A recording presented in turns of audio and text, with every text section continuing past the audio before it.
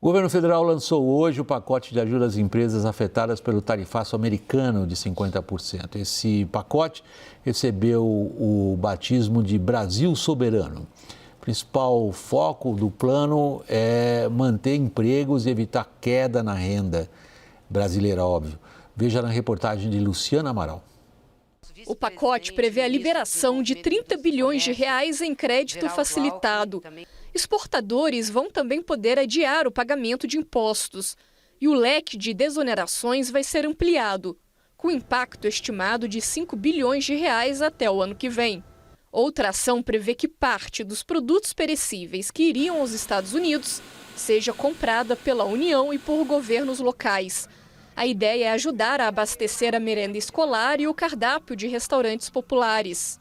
Para garantir a execução do pacote, o governo vai pedir ao Congresso que 9,5 bilhões de reais fiquem de fora da meta fiscal deste ano.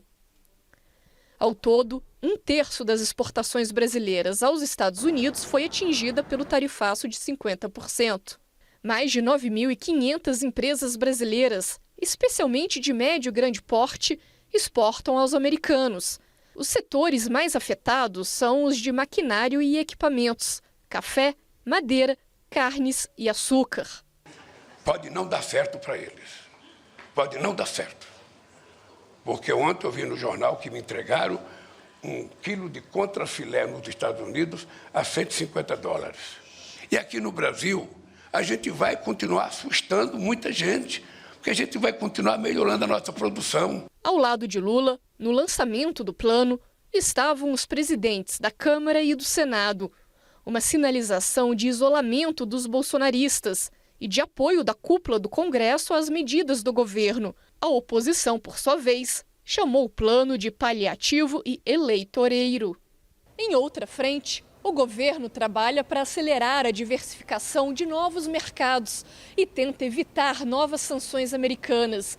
Tanto que o Itamaraty montou uma força-tarefa para rebater acusações de supostas práticas comerciais desleais, em que até o Pix é questionado. Os primeiros argumentos vão ser entregues até segunda-feira a Washington. Ainda assim, no final da tarde desta quarta-feira, os Estados Unidos anunciaram novas revogações de vistos. Desta vez, a funcionários do governo brasileiro e ex-funcionários da OPAS, a Organização Pan-Americana da Saúde, ligados ao programa Mais Médicos, lançado na gestão Dilma Rousseff. O governo americano avalia que o programa gerou dinheiro a Cuba, driblou sanções dos Estados Unidos ao país caribenho e explorou médicos do regime comunista. Thaís, deixa eu propor o seguinte, vou deixar a condução para você agora, vamos dividir um pouco o nosso trabalho. A gente pega toda essa parte política um pouquinho mais adiante, mas primeiro a gente traz, ou tentamos trazer para a audiência, uma ideia do impacto fiscal desse pacote de socorro. O que ele significa do ponto de vista das contas públicas? William, o grande número do pacote são os 30 bilhões de reais de créditos que o governo vai dar com juros subsidiados. Mas esses 30 bilhões não vão sair dos cofres do Tesouro. É um dinheiro que está parado no fundo garantidor para as exportações. O governo mudou a finalidade desse fundo, quer dizer, parte dessa medida provisória para mudar a finalidade desse fundo, para permitir que as empresas possam usar o dinheiro desse fundo, que era específico para financiar a exportação, usar esse dinheiro para outras finalidades, capital de giro, compra de máquina, renovação ali da produção para um novo direcionamento. Então, quando se olha 30 bilhões de reais, não é desse dinheiro que, não é sobre esse dinheiro que preocupa das contas públicas. O que chamou a atenção hoje foi que o governo apareceu com duas alocações de recurso novo. 4 bilhões e meio de reais em fundos para as empresas fazerem seguros para suas importações, para os seus negócios, e 5 bilhões de reais para o Reintegra, ou seja, o governo vai devolver 5 bilhões de reais para as empresas em impostos sobre as exportações. Esses 9 bilhões e meio de reais é que o governo está dizendo que quer tirar da meta. Ora, 9 bilhões e meio de reais, frente a tantos outros pacotes que já vimos, nem é tanto dinheiro assim. Mas aqui tem dois problemas. O primeiro deles é o seguinte, até ontem à noite o ministro Fernando Haddad estava dizendo que o governo faria tudo dentro da meta fiscal, ou seja, ele mesmo usou o termo, não vamos usar o waiver. Hoje aparece o waiver. Durante toda a coletiva foi, olha, nós vamos pedir ao Congresso Nacional para nos dar essa permissão. E por que precisa pedir ao Congresso Nacional, William? E aí não é sobre os 9,5 bi e não é sobre a necessidade de pedir para o Congresso, é sobre a brecha que será aberta. Quando o arcabouço fiscal foi aprovado, o governo queria ter a liberdade de mexer na meta fiscal, de deduzir gastos da meta fiscal ao longo da execução do orçamento. O Congresso disse não vamos deixar. O presidente Lula vetou o Congresso. O Congresso foi lá e derrubou o veto. Ou seja, o Congresso Nacional já disse ao governo que não dará a ele a liberdade de deduzir despesas da meta. Então, o medo dos economistas vai abrir a brecha para os 9,5 bi e fecha depois? Essa brecha vai ficar aberta? Então, não é exatamente a quantidade do dinheiro, mas primeiro, o discurso de Haddad e, segundo, a forma de fazer. Agora, a foto de hoje era exatamente Lula apresentando isso do lado dos presidentes das casas legislativas, do presidente do Congresso, o presidente do Senado. E ali, Caio, me parece que está subentendido na foto que o Congresso apoiaria esse pedido do governo? Sim. Isso foi, inclusive, articulado, né? De forma geral, William, o governo Lula, o presidente Lula, a articulação política está aproveitando o presente que o Donald Trump deu para o Brasil, para o governo brasileiro, claro, para o presidente Lula, para o Palácio do Planalto, para colocar ali uma reconstrução de pontes com setores que estavam muito fraturados. O empresariado ontem a Thaís mesmo trouxe aqui na CNN, né, o próprio governo convidando os empresários que estavam hoje lá no Palácio do Planalto, as notas depois até de instituições mais refratárias ao petismo foram de apoio ao pacote. Então, pelo lado empresarial, era um setor que o governo tinha dificuldade, reconstruindo pontes. E do lado político, a foto do dia, de fato, é a imagem do presidente Lula, com o Davi Alcolumbre do lado, com o Hugo Mota do lado, Mauro Vieira no meio daí o Fernando Haddad. Ou seja, isso de um Congresso Nacional, todo lá no evento do Palácio do Planalto, o Congresso Nacional uma semana amotinado.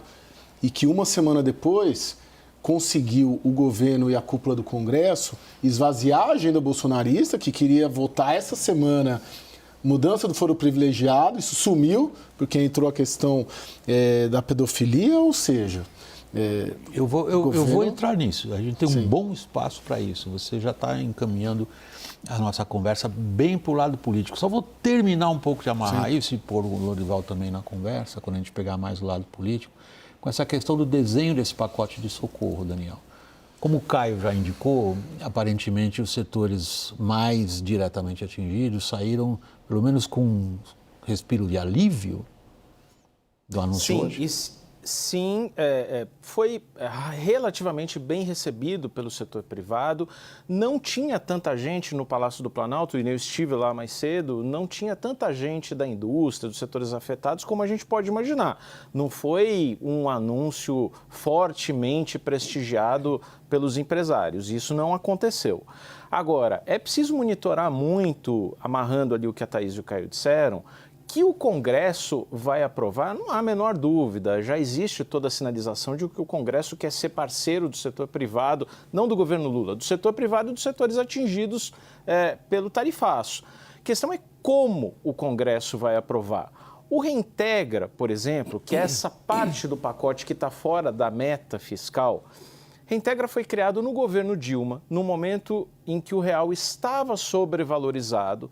É um ressarcimento de impostos das empresas que exportam e impostos que se perderam ali, incidentes sobre a cadeia produtiva que as empresas não conseguiram ser ressarcidas por algum motivo, uma sobra de carga tributária. Quando foi criado, tinha uma alíquota de 0,1% a 3%. Agora está em 0,1%. E o governo está colocando em 3% para as empresas afetadas, CNPJ por CNPJ. O risco de o Congresso transformar a medida numa grande desoneração da folha, num grande PERSE e estender esses 3% para todo mundo é muito grande. E óbvio, a Embraer, o suco de laranja, cada setor que foi excluído do tarifaço, que não precisaria dessa medida, mas que óbvio que vai barganhar com seus lobbies a extensão da medida no Congresso, isso vai acontecer, não tem a menor dúvida. William, nada como a circunstância para se fazer a ocasião, né? Eu acabei de dizer aqui que o Congresso rejeitou a ideia de dar essa liberdade ao governo de fazer a mudança. Os gastos que o governo fez fora da meta fiscal nesses últimos 2 anos tiveram o aval do Supremo Tribunal Federal. A regra não mudou, a regra continua a mesma. O receio, e o receio aqui não está só em cima do governo federal, está também sobre o Congresso Nacional, é exatamente isso. Olha, já negou uma vez, mas vai abrir agora e vai abrir agora sob que acordo com o governo? Eu vou deixar você mexer, deduzir coisas da meta, mas aí, quando eu precisar, você vai tirar os gastos que eu quiser. Coincide a nossa conta, Thaís, que foi tirado Rio Grande do Sul. Rio Grande do Sul queimadas, o INSS e agora o tarifaço. Okay. O Rio Grande do Sul cabe numa previsão da lei de responsabilidade fiscal, que é calamidade. Então, o Rio Grande do Sul não precisou. O queimadas, o STF deixou. O INSS, o STF deixou, o STF determinou, então o STF legislou sobre o que decidiu o Congresso Nacional. Mas agora no tarifaço o governo vai pedir ao Congresso para fazer e, claro, vai fazer esse movimento, porque o STF podia dar uma ajudinha, né? Mas ele vai fazer esse movimento certamente para dizer, olha, estamos aqui eu e Congresso Nacional fazendo juntos. Bom, vamos lá agora pegar pouco a pouco a questão política, Lorival. Ao mesmo tempo que o governo brasileiro vem a público com esse pacote de socorro, o governo americano vem a público, no caso, para atacar Cuba, mas já pegando de raspão, porque já apontaram um canhão muito maior para dentro do Brasil do que esse que foi apontado hoje, tirando vistos de funcionários do governo brasileiro que tiveram envolvimento num programa que foi do governo. Esses funcionários, a gente até pode dizer, apanharam sem saber por quê, Lorival.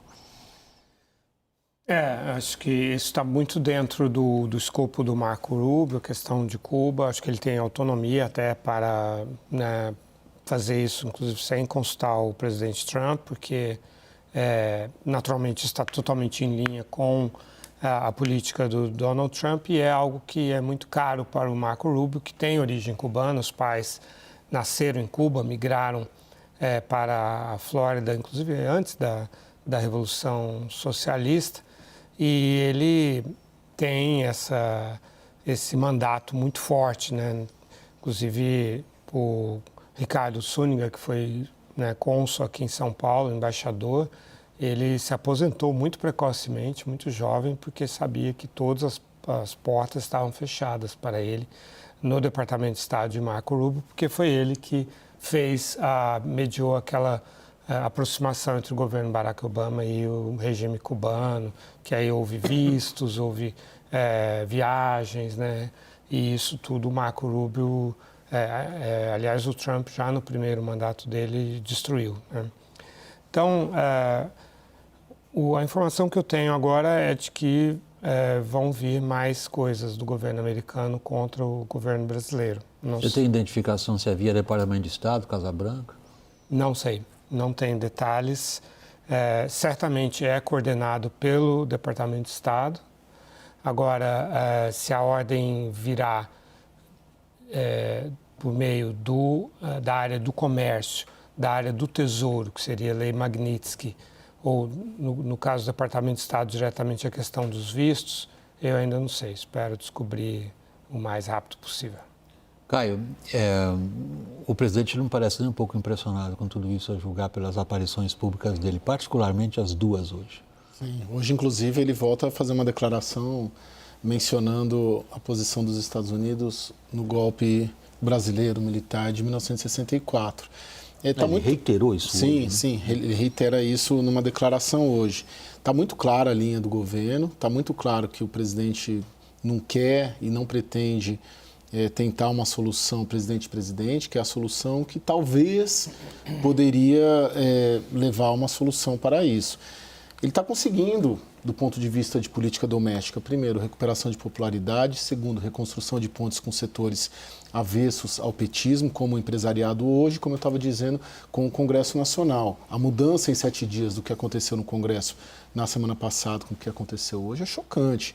Há uma semana, o Congresso, a Câmara dos Deputados, estava amotinada pelos bolsonaristas. Uma semana depois, a vítima desse motim, o presidente da Câmara, Hugo Mota, está lá entregando um pacote dentro do Palácio do Planalto ao empresariado. O presidente Lula observa tudo isso do ponto de vista da política doméstica, tendo uma reeleição difícil, na qual ele é competitivo, o ano que vem, ele fala, poxa, por que eu vou mudar a rota? William, o vice-presidente Geraldo Alckmin tem se empenhado em ligar diretamente, em convidar empresários e setores que ele é mais próximo. Vamos lembrar que Alckmin foi 4 vezes governador de São Paulo, que é o maior parque industrial do Brasil, então ele conhece muito o setor industrial brasileiro e desde que ele voltou para o governo, que ele está nesse papel, ele fez esse papel de aproximação, né? Então, a gente fala muito que os empresários se distanciaram de Lula, mas não se distanciaram de Geraldo Alckmin. Então, ele está fazendo esse papel. Mas a minha percepção, conversando com os empresariados, é que há ainda empresários que fazem essa interlocução com o Alckmin, mas há muitos outros que, óbvio, que quando o vice-presidente da República chama, as pessoas atendem, vão e estarão lá. Mas há uma resistência ainda muito forte e uma preocupação muito grande com a continuidade do uso político da crise. Porque, no final das contas, se você perguntar para todos os empresários, eles todos vão querer dizer, eu quero que negocie, porque eu quero voltar a exportar para os Estados Unidos. Eu não quero reintegra, eu não quero crédito barato, porque eu não sei como é que eu vou estar daqui a 6 meses. Eu não quero perder meu importador, porque se eu perder meu importador, eu não recupero nunca mais. Então, a diplomacia, a negociação continuam sendo a prioridade número 1 para os empresários. Tem vocês que dominam muito conflitos armados, vocês dois, eu tenho a impressão que o Lula vê que está ganhando a batalha, dentro dos objetivos que ele tem, se reeleger, mas ele não olha um cenário de uma guerra, porque a cada dia é uma surpresa. A questão do Mais Médicos hoje foi uma surpresa. Ninguém esperava, não estava no radar de ninguém isso. Tudo bem que o Marco Rubio, questões pessoais, de descendente de cubanos, mas alguém esperava que fosse pegar um número 3 na hierarquia da administração pública brasileira, não estava no radar. Se pega o número 3, pode pegar o número 2, pode pegar o número 1, pode ser que tenha outros alvos também. Ou seja, para mim o Lula olha, está ganhando a batalha e vai continuar assim, mas o cenário todo pode piorar.